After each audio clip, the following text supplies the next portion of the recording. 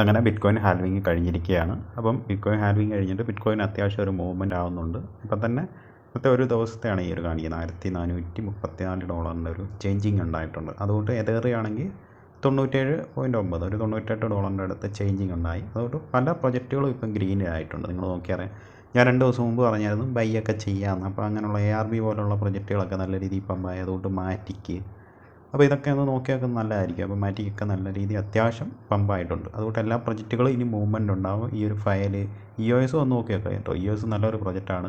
EOS ഇപ്പോഴായാലും law leverage by വേണമെങ്കിൽ ചെയ്യാം. EOS ഒക്കെ $1.5 പെട്ടെന്ന് തന്നെ പോകുന്നൊരു സാധനമാണ് EOS. അതുകൊണ്ട് വെറ്റ് ഇതൊക്കെ നോക്കി വെക്കുക.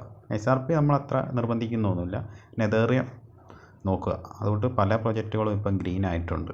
അപ്പം ബിറ്റ്കോയിൻ അത്യാവശ്യം മുകളിലോട്ടൊരു മൂവ്മെൻറ്റ് ഉണ്ടായിട്ടുണ്ട്. ഇന്ന് ഓൾറെഡി ഹാൽവിങ് ഒക്കെ കംപ്ലീറ്റ് ആയി.